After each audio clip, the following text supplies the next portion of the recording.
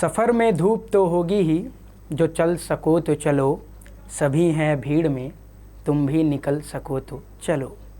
नमस्कार, स्वागत है आपका CUT कॉन्सेप्ट के इस ऑनलाइन प्लेटफॉर्म पर। मैं आपका हिंदी का मेंटर, आपका भाई, आपका साथी, आपके संघर्षों का साथी गणेश स्वागत करता हूं आपका CUT कॉन्सेप्ट के इस ऑनलाइन प्लेटफॉर्म पे। चूँकि आज हमारी पहली कक्षा है तो सबसे पहले मैं अपना परिचय देना उचित समझूंगा। वर्तमान में मैं काशी हिंदू विश्वविद्यालय के हिंदी विभाग का शोध छात्र अपना शोध कार्य कर रहा हूं। इसके साथ साथ जो मेरी व्यक्तिगत उपलब्धियां हैं उसमें मैंने राष्ट्रीय पात्रता परीक्षा को JRF श्रेणी में उत्तीर्ण किया है। इसके अलावा जिस विश्वविद्यालय जो आपकी ड्रीम यूनिवर्सिटी है, जिसके लिए मैं पढ़ाने वाला हूं, उसमें मैंने दिल्ली विश्वविद्यालय के 2022 के PG परीक्षा को क्रैक किया है 3री रैंक के साथ। इसके साथ साथ मैंने काशी हिंदू विश्वविद्यालय की PG परीक्षा 2022 को, जिसके लिए मैं पढ़ाने वाला, उसको भी क्रैक किया है। तो ओवरऑल ये मेरा व्यक्तिगत परिचय है और वर्तमान में मैं, जैसा कि आपको बता चुका हूँ, कि काशी हिंदू विश्वविद्यालय के शोध छात्र के रूप में काम कर रहा हूँ। अब चूँकि आज का जो विषय है वो मूलतः पाठ्यक्रम चर्चा को लेकर के है, लेकिन उससे पहले मैं कुछ बातें आपको बताना चाहता हूं। अगर आप मेरे साथ पढ़ना चाहते हैं और अपने मंजिल तक पहुंचना चाहते हैं तो हमारा ऑनलाइन कोर्स चल रहा है, जहां आपको डेमो और PYQs के साथ और बहुत सारे प्रैक्टिस सेट्स के साथ हम प्रैक्टिस करेंगे और अध्ययन करेंगे। तो अभी वर्तमान में जो हमारा कोर्स है उसकी फ़ीस है 4,999 और उसके साथ अभी फ़िलहाल हमने डिस्काउंट रखा, जो ऑफ़र प्राइस है उसका 299, लेकिन इसके साथ हमने 10% का अतिरिक्त डिस्काउंट रखा है। तो वो कोर्स आपको 2,799 यानी 2,799 में आपके सामने उपलब्ध है, अगर आप मेरे साथ जुड़ना चाहते हैं। अब बात कर लेते हैं कि ये परीक्षा जो है, जिसके लिए हम अगले 7-8 महीने तक या 1 वर्षों तक साथ पढ़ेंगे, उसका पैटर्न क्या है, कैसे रहने वाली है ये परीक्षा, क्या इसका प्रोसेस है, कैसे आप अपनी ड्रीम यूनिवर्सिटीज़ में पहुंचेंगे। तो सबसे पहले इस परीक्षा की प्रकृति के बारे में बात करते हैं। सबसे पहले इसी पे बात करते हैं। तो ये जो परीक्षा है, NTA ने विषयों को अलग अलग कोड्स में डिवाइड किया है। तो सबसे पहले जो हमारा कोड है, यानी जिन विद्यार्थियों को हिंदी साहित्य से MA करना है, उसको किस कोड में पेपर देना होगा, तो उनका वो जो कोड है हिंदी का वो है LAQP02। सबसे पहले इसी बात को आप याद रखिए कि ये आपका जो पेपर कोड है वो है LAQP02। अब ये जो हिंदी की परीक्षा है, इसमें कुल कितने प्रश्न आएंगे, कैसी परीक्षा होगी, क्या इसका पैटर्न होगा, इस पे पहले हम बात करेंगे। तो सबसे पहले जो बातचीत हम करेंगे परीक्षा की, तो यहाँ देखेंगे कि सबसे पहले इस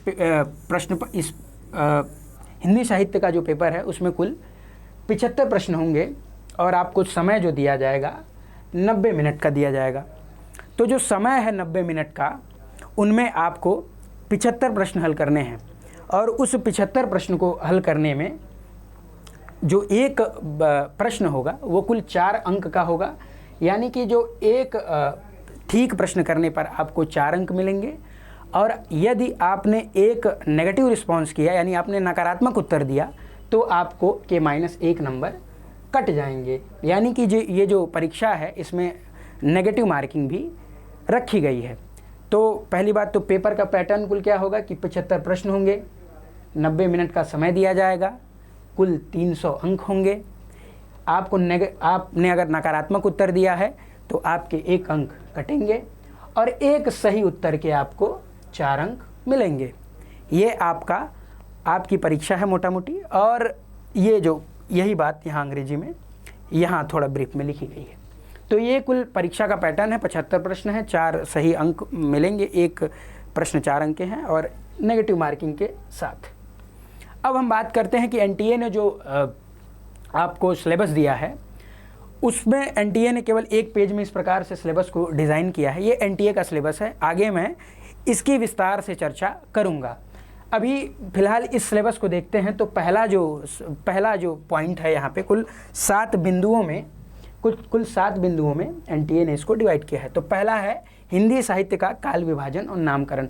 कोई भी किसी भी साहित्य का इतिहास या इतिहास को जब पढ़ेंगे आप, इतिहास का यदि आपने अध्ययन किया हो तो उसको भी कई युगों में बांटा गया है, मूलतः 3 युगों में बांटा गया है। उसी तरीके से साहित्य के इतिहास को, यानी कि अभी हम हिंदी साहित्य का इतिहास पढ़ रहे हैं, तो साहित्य के इतिहास को भी हम मूलतः 4 भागों में बांटते हैं। उनका विभिन्न विद्वानों द्वारा नामकरण किया गया है, उस पर चर्चा करेंगे, और कालों का जो विभाजन किया गया है उस पर चर्चा करेंगे। दूसरी चीज़, अच्छा, अब ये जो हिंदी साहित्य है इसका काल विभाजन कर दिया गया, नामकरण कर दिया गया, तो अब जो कालों का विभाजन किया गया है उन कालों का समय क्या है, समय सीमा क्या है, उनको कितने भागों में क्या क्या नाम दिए गए हैं, तो दूसरे में मूलतः वही पढ़ा जाएगा। दूसरा जो सब टॉपिक है इसका या टॉपिक है, उसमें आदिकाल से लेके आधुनिक काल तक की सारी रचनाओं को, सारे कवियों को हम समेटेंगे और पढ़ेंगे। इसके अलावा जो तीसरा प्रमुख बिंदु है, इसके अतिरिक्त जो है कि हिंदी साहित्य की विविध जो विधाएं हैं उन पे चर्चा करें। विधा मतलब फॉर्मेट, कि किस फॉर्मेट में क्या लिखा गया। जैसे कहानी एक विधा है, उपन्यास एक विधा है, इसके अलावा निबंध है, नाटक है, आलोचना है, और अन्य छोटी छोटी विधाएं जिसको रेखा चित्र और यात्रा वृतांत इत्यादि, ये जो सारी विधाएं हैं इनका अध्ययन हम तीसरे और प्रमुख बिंदु पर करेंगे।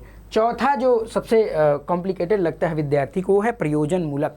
तो देखिए, प्रयोजन मूलक हिंदी जो है उसको अगर साधारण भाषा में कहे तो उसको कहते हैं कामकाजी हिंदी, अर्थात जिस भाषा का मतलब जिस हिंदी का उपयोग किसी विशेष उद्देश्य के लिए किया जाए। जैसे प्रयोजन मूलक हिंदी को अगर कामकाजी, जैसे कामकाज में जो हिंदी प्रयोग होता है, जैसे अगर हम शासन प्रशासन में लेंगे तो जैसे नियम, अधिनियम इत्यादि ये जो सारे शब्द हैं ये शासकीय शब्दावली में प्रयोग किए जाते हैं, तो यानी ये विशेष प्रयोजन के लिए प्रयोग किए जाते हैं, तो प्रयोजन मूलक। बाकी जनसंचार माध्यमों में हिंदी की क्या स्थिति है, OTTs पे क्या स्थिति है, या समाचार पत्रों में क्या स्थिति है, ये है। चौथा है काव्यशास्त्र, एक बहुत ही महत्वपूर्ण और जटिल विषय जिसको मैं आसानी से आप लोग के बीच प्रस्तुत करूँगा, बहुत आसानी से।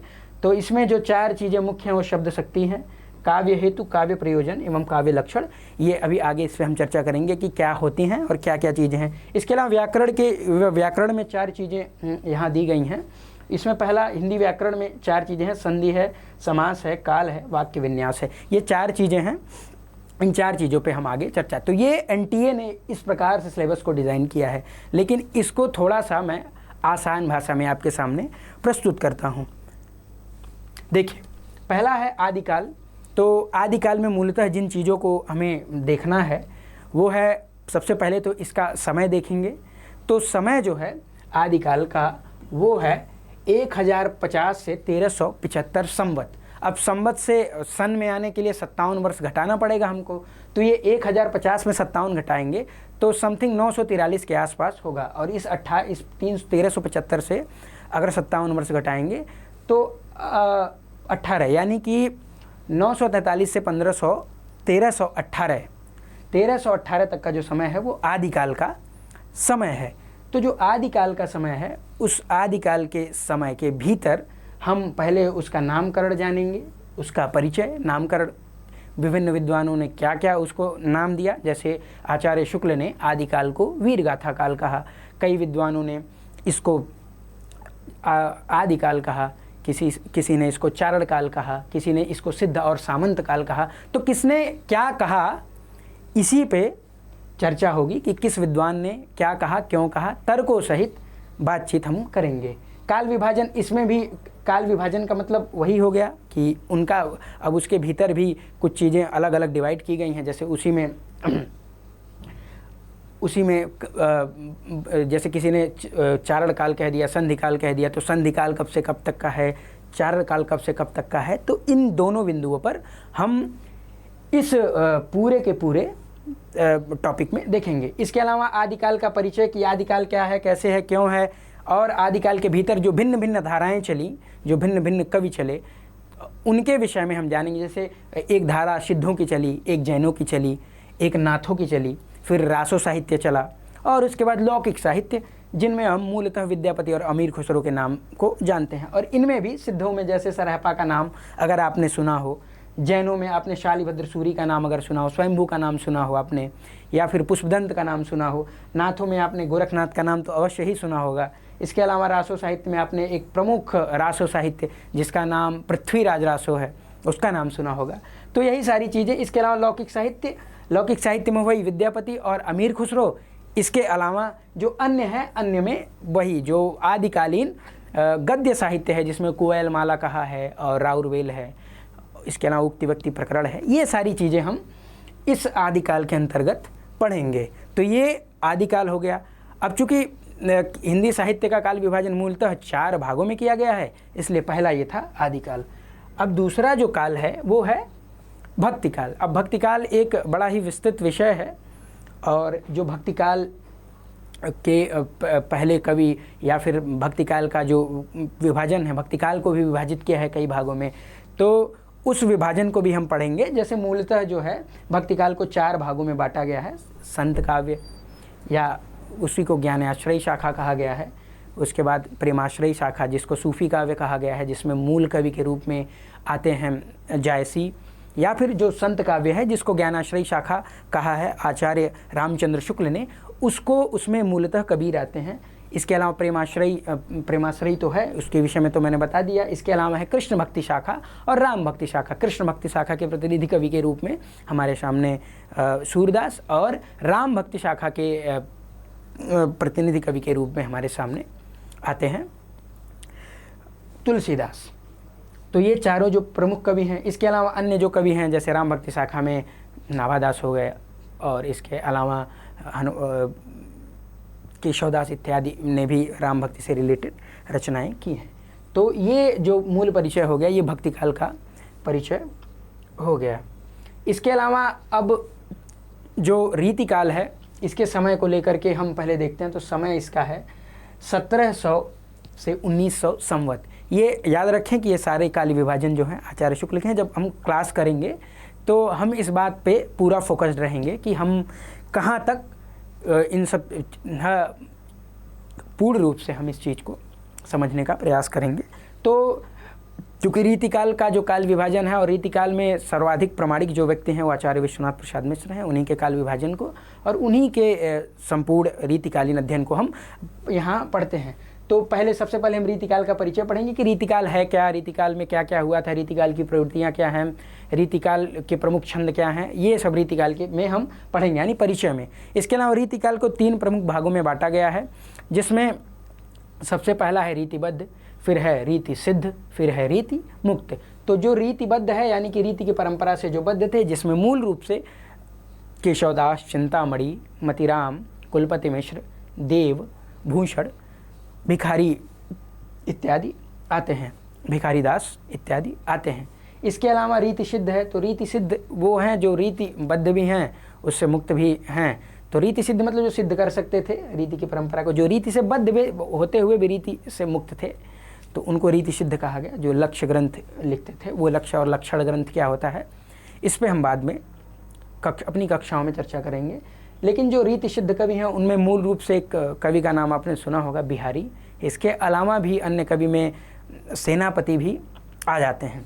इसके अलावा जो रीति मुक्त काव्यधारा है, रीति मुक्त काव्यधारा में आपने घनानंद, आलम, बोधा, द्विजदेव इत्यादि का नाम सुना होगा। और ये जो सारे प्रमुख कवि हैं जैसे केशव, मतिराम, देव, बिहारी, घनानंद, और इसके अलावा जितने भी कवि आते हैं उनके रचनाओं को हम इस काल के भीतर पढ़ेंगे, जिसको हम रीतिकाल कहते हैं। आगे बढ़ते हैं।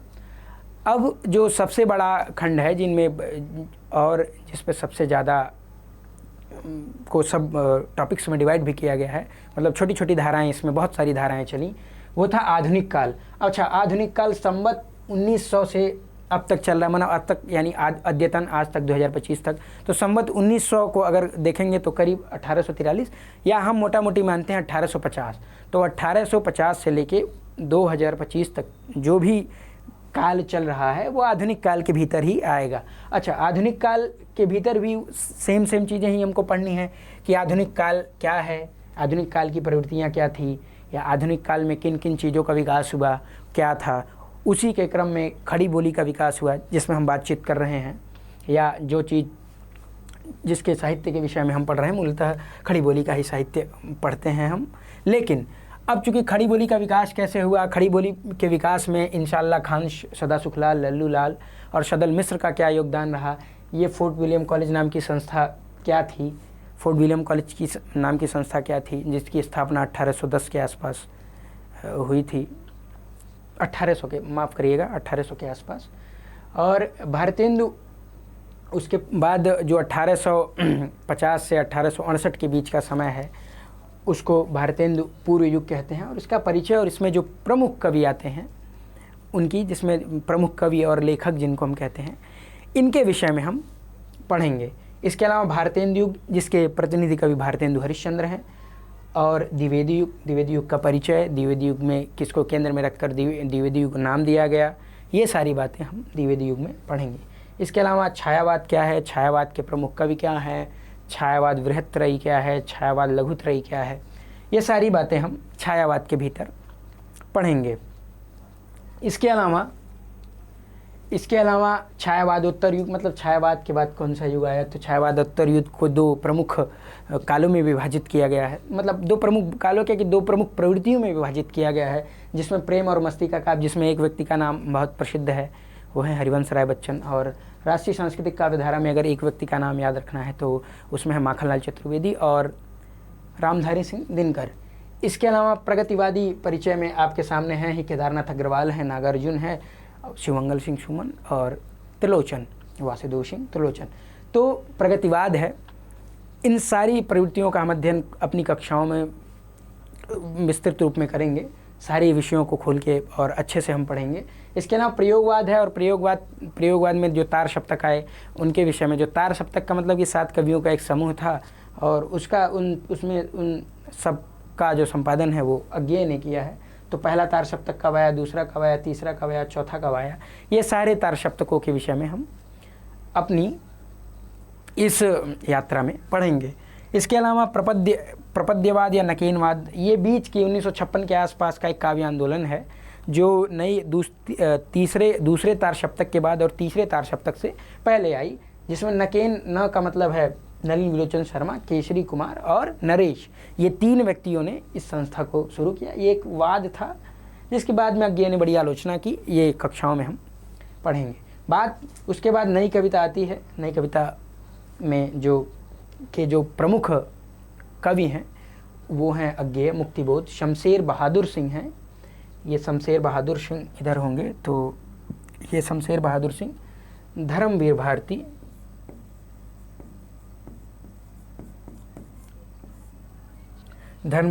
केदारनाथ सिंह और जो अन्य कवि हैं उनके विषय में भी हम देखेंगे। इसके अलावा नई कविता, और उसके बाद 1960 के बाद जो काव्य आंदोलन चला उसमें छोटी छोटी धाराएं बनी, जैसे अकविता आया, बीट जनरेशन आया, और भी बहुत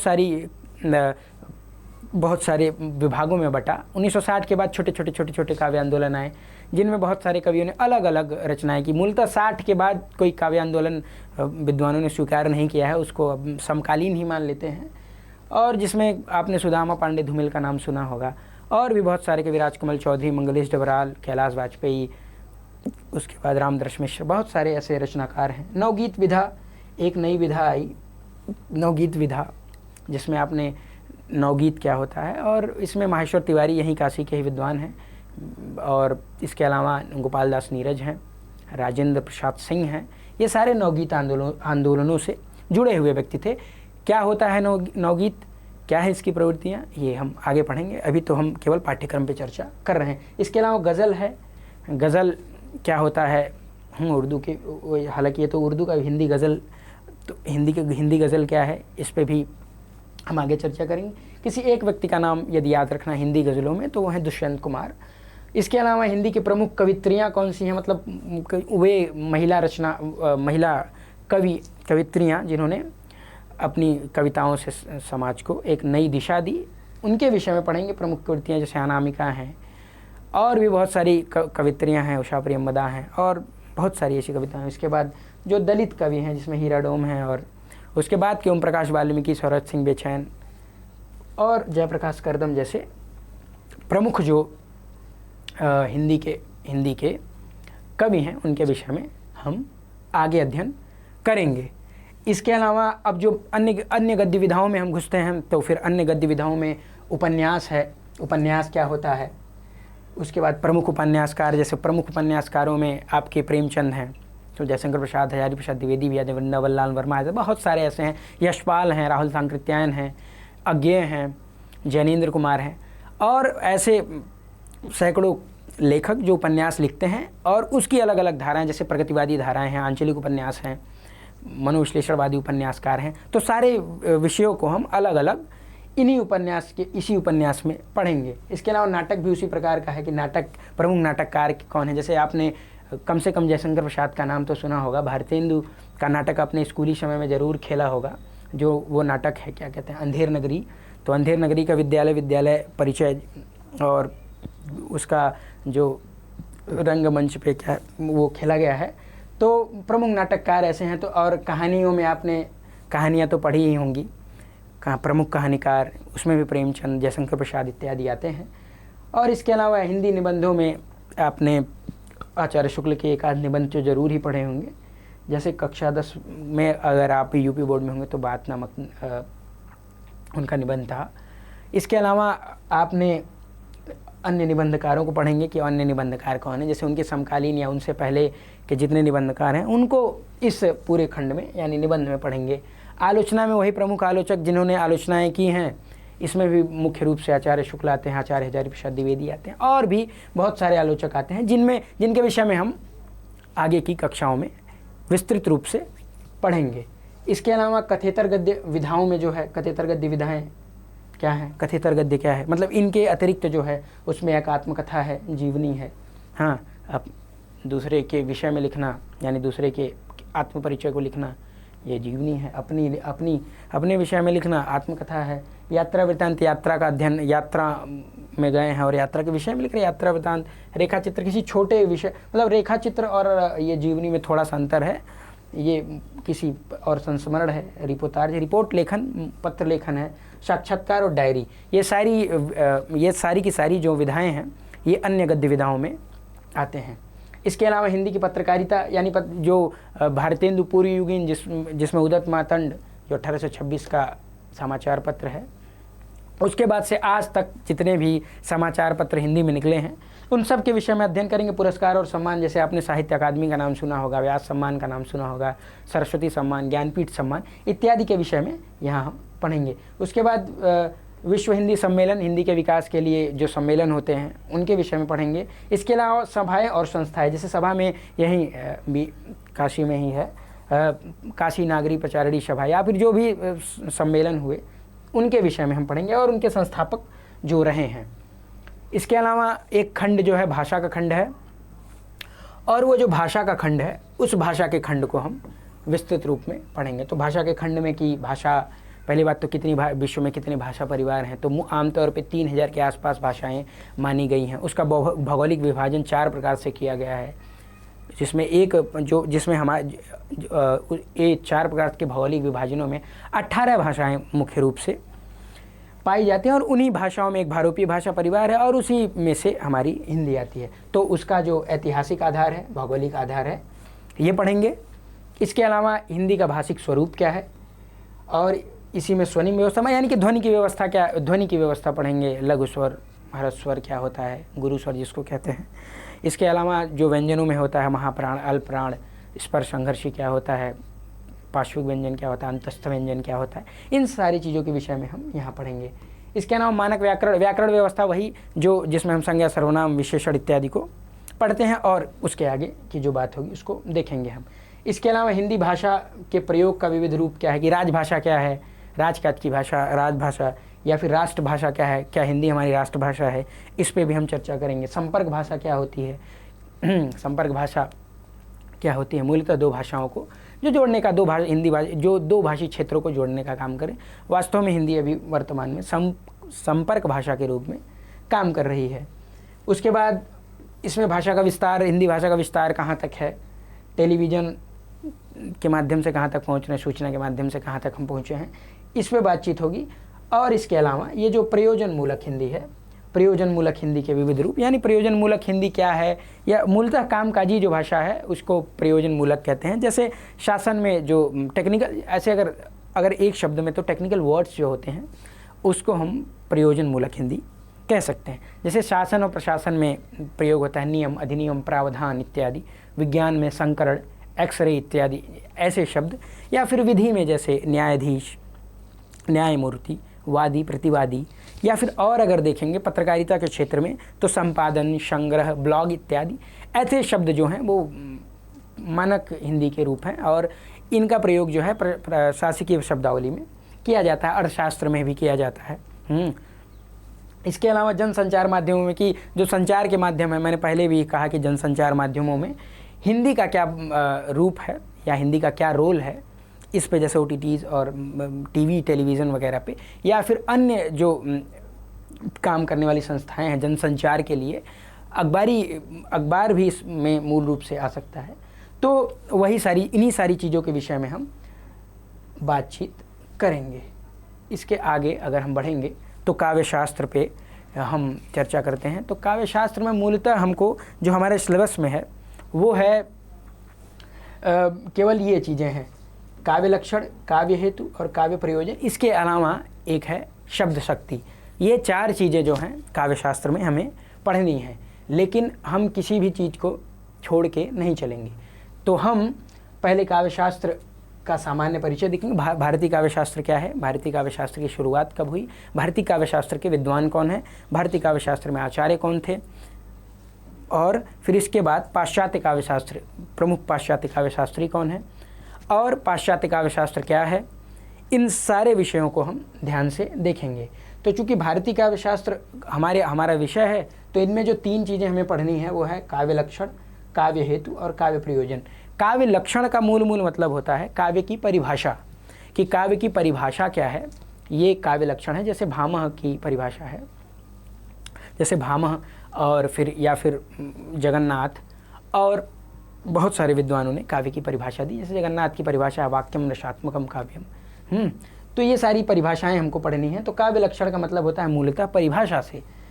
और इसके बाद काव्य हेतु। अच्छा, काव्य हेतु, हेतु का मतलब होता है कारण, कि काव्य का कारण क्या है, काव्य उपजती कैसे है, काव्य के सृजन के लिए किन तत्वों का होना आवश्यक है, इसको हम पढ़ेंगे काव्य हेतु में।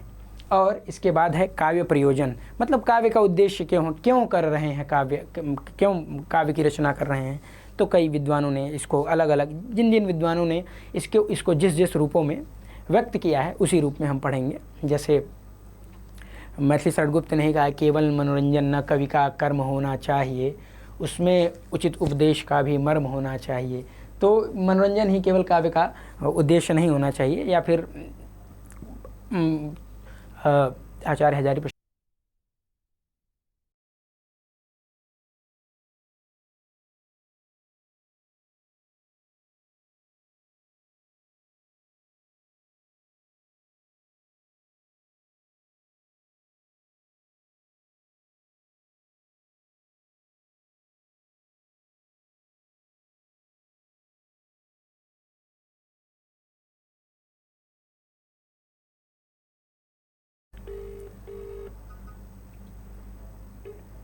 सर क्लास रुक गई थी।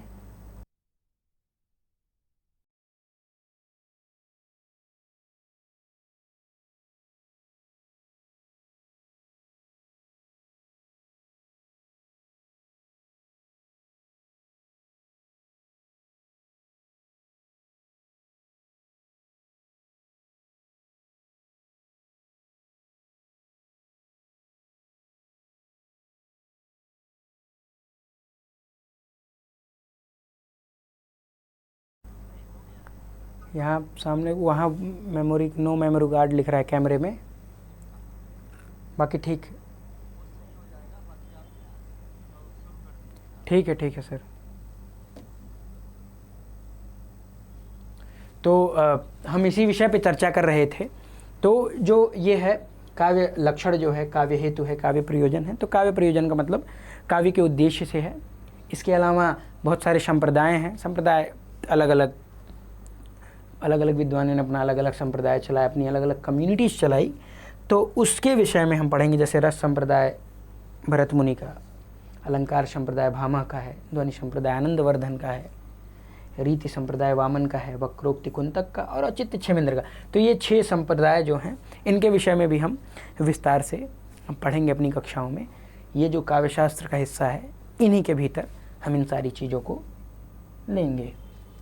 इसके अलावा हिंदी व्याकरण है, और ये जो व्याकरण का पोर्शन है ये भी हम देखेंगे, जैसे वर्णमाला क्या है, वर्तनी क्या होती है, संधि क्या है, उपसर्ग प्रत्यय क्या है, समास क्या है, पर्यायवाची शब्द क्या होते हैं, विलोम शब्द क्या होते हैं, तत्सम तद्भव क्या होते हैं, संज्ञा क्या होता है, सर्वनाम क्या है, इसके अलावा विशेषण क्या है, और भी बहुत सारी चीज़ें जो हमें लगती हैं कि हमारी परीक्षा के लिए उपयोगी हैं, उनको हम पढ़ेंगे और विस्तार से पढ़ेंगे। इसके अलावा तीसरा जो हिस्सा है उसमें वाक्य शुद्धि, मतलब बहुत सारी वाक्य शुद्धियाँ आती हैं, वाक्य शुद्धि जो है उसके विषय में पढ़ेंगे। इसके अलावा मुहावरे, लोकोक्तियाँ, मुहावरे क्या होते हैं, लोकोक्तियाँ क्या है, दोनों में मूल अंतर क्या है, इसके अलावा पाठबोधन है, ये क्रमबद्धता है, वाक्य की क्रमबद्धता क्या है। इसके अलावा जो मूल विषय है, जो जिनमें विद्यार्थी को खासी समस्याएं आती हैं, उसमें जैसे रस है, छंद क्या है और अलंकार क्या है। तो रस, छंद और अलंकार को विशेष रूप से इसमें पढ़ेंगे हम और सीखेंगे। तो इसके अलावा अब ये हमारा जो पाठ्यक्रम की कक्षा थी वो समाप्त हुई, और इसके अलावा हिंदी के अलावा भी हमारी बहुत सारी कोर्सेस चल रही हैं, रन है, तो आप हिंदी मुझसे पढ़ सकते हैं। इसके अलावा अंग्रेज़ी की कक्षाएं चल रही हैं, क्लासेस स्टार्ट हो गई हैं। ज्योग्राफी पढ़ सकते हैं जिनको भी पढ़ना है। इसके अलावा सोशियोलॉजी की कक्षा, हिस्ट्री, पॉलिटिकल साइंस, MBA और LLB की कक्षाएं, इसके अलावा भी बहुत सारे कोर्सेस हमारे चल रहे हैं। अधिक जानकारी के लिए आप इस नंबर पे कॉल कर सकते हैं। आप कॉल करें 9651222407 पर। आपको अगर मेरे साथ पढ़ना है तो आप CUET कॉन्सेप्ट के एप्लीकेशन को डाउनलोड करें, वहाँ जाके इनरोल हों आप, और जो हमारी कक्षाओं में क्लास नोट्स मिलेंगे, डाउट सेशन रहेगा, टेस्ट सीरीज है, और मेरा जो व्यक्तिगत गाइडेंस है वो आपको मिलेगा। अभी हमारा कोर्स जो है 4999 का था, उसमें ऑफ़र प्राइस जो है वो 299 है, लेकिन इसमें भी अभी डिस्काउंट है, तो ये कोर्स जो है आप 2799 में परचेज़ कर सकते हैं और हमारे साथ जुड़ सकते हैं। तो आज का सेशन यहीं समाप्त करता हूँ। धन्यवाद।